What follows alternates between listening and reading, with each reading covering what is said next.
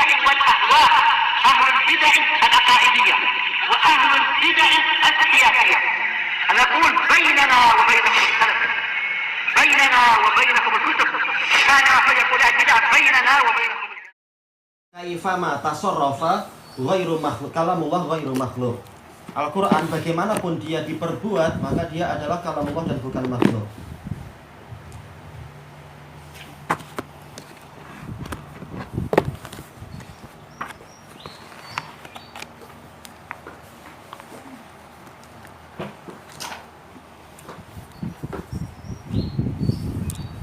Yang bicara dengan orang yang terlalu filsafat itu membuat kita letih. Cuma apa yang terbodohi adalah orang yang jahil. Seperti dulu ada seorang peguam, kalau nggak salah peguam atau hakim di Indonesia.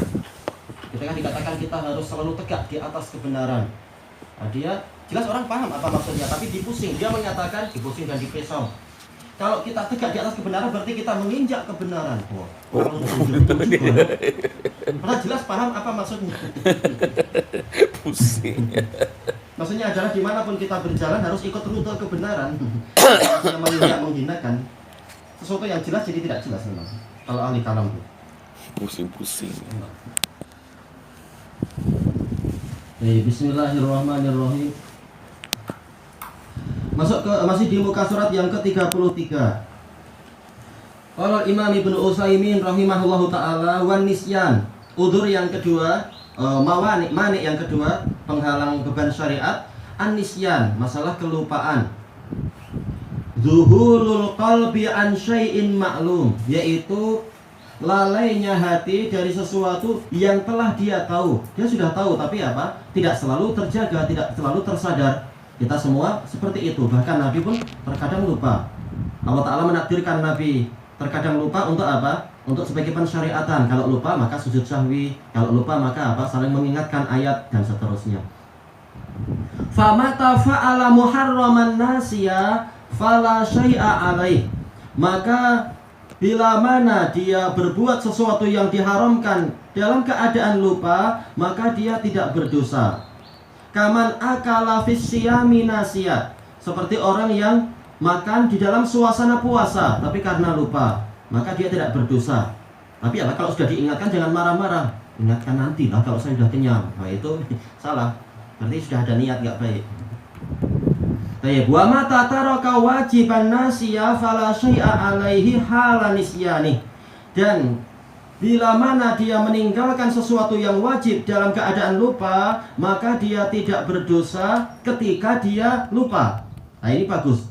Kalau yang tadi tidak ditambahi ketika dia lupa, sekarang ditambahi ketika dia lupa. Maksudnya apa? Ketika lupa tidak dosa. Kalau sudah ingat ya kerjakan apa yang diwajibkan. Oh saya lupa, saya belum sholat duhur. Ya sudah, sekarang sholat.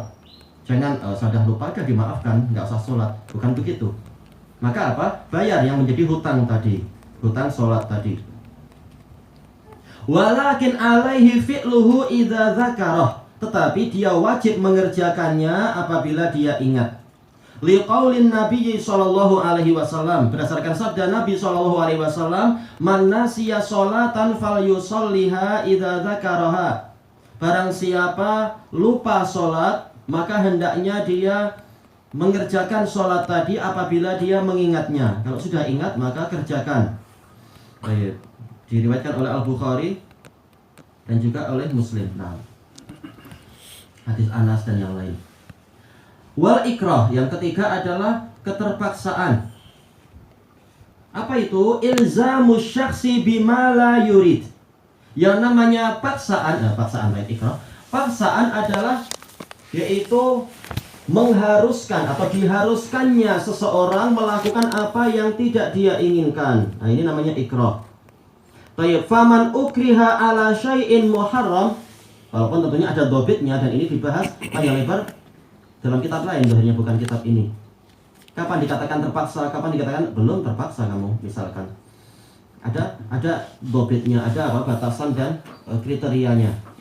Maka barang siapa dipaksa melakukan sesuatu yang diharamkan, maka dia tidak berdosa. Kaman ukriha alal kufar wa qalbuhu mutmainnun bil iman. Seperti orang yang dipaksa melakukan kekufuran dalam keadaan hatinya itu tentram dengan keimanan. Wa man ukriha ala tarki wajibin fala syai'a alaih halal ikrah. Dan barang siapa dipaksa untuk meninggalkan sesuatu yang wajib, maka dia tidak berdosa ketika dia dipaksa. Ini ada tambahan lagi seperti yang pola tadi. Memang yang wajib itu lebih berat daripada masalah yang haram. Baik. Ketika dia dipaksa, terus apa? Wa alaihi qada'uhu idza zal. Dia wajib untuk mengqadha apabila paksaan tadi sudah hilang. Kaman ukriha ala tarkis shalah, seperti orang yang dipaksa untuk meninggalkan sholat hatta kharaja waktuha, sehingga keluar waktunya. Seperti ketika apa? Rasulullah SAW perang Khandaq itu diperangi dan ditembaki panah terus, dan musuh berusaha masuk, maka mereka tersibukkan dari sholat duhur, asar, dan maghrib kalau nggak salah. Kemudian apa? Di waktu isya mereka pun mengerjakan 4 sholat satu persatu, satu demi satu. Toyib. Fa innahu yalzamuhu qada'uha idza zalal ikrah. Maka dia wajib untuk membayar sholat tadi apabila telah hilang pemaksaan tersebut. Wa tilkal mawani'u innama hiya fi haqqillah. Penghalang-penghalang tadi itu hanyalah yang terkait dengan hak Allah. Karena apa? Huququllah mabniyatun, apa itu? Mabniyatun alal musamahah wa huququl adami mabniyatun alal musyahah. Dalam kitab usul fikih, hak Allah itu dibangun di atas pemaafan. Allah senang memaafkan. Allah tahu hamba itu kemampuannya sangat terbatas. Allah senang memaafkan. Tapi hak sesama manusia itu dibangun di atas musyahah, yaitu apa? Sifat pelit, kedekut. Maka apa? Memang tidak dimaafkan sampai pemilik hak itu memaafkan. Baik. Li'annahu mabniyun 'alal afwi war rahmah. Karena hak Allah memang dibangun di atas pemaafan dan rahmah. Amma fi huquqil makhluqin fala tamna'u min dhimani ma yajibu dhimanuh. Adapun dalam hak para makhluk, maka masalah lupa, masalah terpaksa, dan juga masalah tidak tahu tadi tidak menghalangi untuk harus membayar ganti rugi di dalam perkara yang harus membayar ganti rugi. Baik, makanya para ulama mengatakan orang kalau dipaksa yang terkait dengan hak Allah, dia dimaafkan. Tapi kalau terkait dengan dipaksa untuk melakukan sesuatu yang melanggar hak makhluk, contohnya apa? Anda harus bunuh tetanggamu itu. Kalau tidak, Anda saya bunuh. Baik, apakah boleh dengan alasan terpaksa dia membunuh orang lain? Para ulama bilang tidak boleh. Kenapa? Jiwa dia tidak lebih mulia dari jiwa tetangganya. Dari mana dia tahu dia lebih mulia? Berarti apa? Hukum asal di dalam syariat Islam, jiwa itu semua sama, jiwa muslim tapi. Baik. Maka tidak boleh demi menyelamatkan jiwa sendiri dia sampai rela mengorbankan jiwa orang lain. Ini tidak boleh. Baik. Kenapa? Karena sebagaimana kita punya hak, dia punya hak. Dia tidak melanggar hak kita. Kenapa kita justru melanggar hak dia demi menyelamatkan diri sendiri? Ini tidak boleh. Baik. Bahkan apa? Allah Ta'ala dengan dalil yang banyak mewajibkan apa itu? Orang untuk melindungi jiwa orang lain. Dalilnya banyak sekali. Itu kalau dia mampu. Tapi saya tidak mampu melindungi dia. Anda mampu, yaitu apa? Minimal Anda jangan sampai membunuh dia. Walaupun Anda terbunuh, hakikatnya Anda masih mampu melindungi orang lain. Masalah diri sendiri didolimi orang lain tidak mengharuskan kita menjadi orang yang dolim terhadap orang ketiga. Enggak boleh. Jangan seperti yang terjadi bukan hanya di Damat, tapi di banyak tempat. Masalah apa itu? Slipper. Ketika ada orang mau mengambil slipper anak tanya, itu punya saya. Iya, anak tahu itu bukan punya saya, tapi punya saya diambil orang lain. Iyalah. Jangan dengan alasan Anda didolimi orang lalu mendolimi orang ketiga, nggak boleh. Akhirnya apa? Kalian berdua dosa. Nah, ya. Kemudian disebutkan di sini, idza lam yarda shahibul haqqi bisuqutih. Apabila pemilik hak tidak ridha dengan apa? Gugurnya hak dia. Wallahu a'lam. Baik, ilahuna wallahu a'lam. Besok pembahasan yang lain lagi yang bagus. Masa yang akan datang insya Allah. Kalau yang diperintahkan dibunuh itu adalah orang kafir.